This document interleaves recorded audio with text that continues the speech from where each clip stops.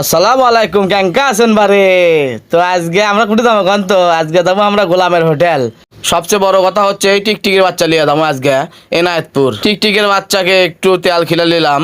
তো এখন আমরা চলে যাচ্ছি হলো সিরাজগঞ্জ রোড। সিরাজগঞ্জ রোড থেকে চলে যাবো এখন এনায়েতপুরের উদ্দেশ্যে। এখানে একটু বিশ্রাম দিছিলাম। সবাই আমাদের জন্য দোয়া করবেন। আজকে অনেক গরম, সেই জন্য আজকে চিন্তা করলাম যে চান্দাইকোনা থেকে ভিতরে দিয়ে একটা রাস্তা গেছে, সেই রাস্তা দিয়ে যাবো। সেই রাস্তাটা অনেক সুন্দর এবং ছায়া, এই জন্য ভালো লাগলো। আল্লাহ ভরসা, দেখা যাক যেতে পারি কি পারি না। অনেক সুন্দর রাস্তা।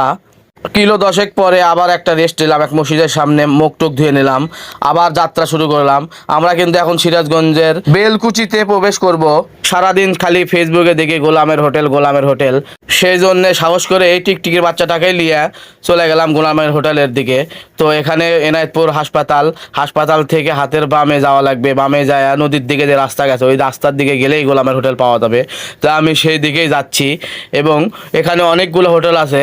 আপনারা উপরে গোলামের হোটেল লেখা দেখে ভেতরে আসবেন। রাস্তা ভালো, এই জন্যে বেশি সময় লাগেনি আমার।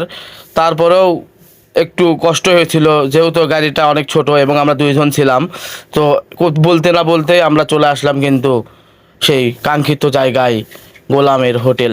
গোলামের হোটেল আজকে সব জিনিস খাবো এবং আপনাদের জানাবো। সেরকম পোকা উঠছিল, এই জন্যে আসলে এত দূর আসা, শুধু খাওয়ার জন্য। এই যে গোলামের হোটেল, ভিতরে ঢুকে পড়লাম। আমি আর আমার রফিক মামা কিন্তু আছি, যাকে অ্যাম্বুশ বলে সবাই চেনেন। এখানে আসা দেখি জায়গা অতটা মানে ভালো না, কিন্তু এত ভিড়, আসলে এত ভিড় কিসের জন্যে সেটা তো আপনারা বুঝতেই পারছেন। এই যে মুরগি, বাম মাছ, কাচকি মাছ, তারপরে চিংড়ি মাছ, অনেক মাছ আছে এখানে। কিন্তু গোলাম মামা দেখেন, আসসালামু আলাইকুম গোলাম মামা। গোলাম মামা যে আসি দিল, মনে হচ্ছে 4 টাকায় নিবি না। তো ভাত নিয়ে আসলো, এই যে তারপরে কাচকি মাছ, চিংড়ি মাছ, গরু, তারপরে বাম মাছ, এগুলো সব কিছু অর্ডার দেওয়া হলো এবং দিয়ে গেল।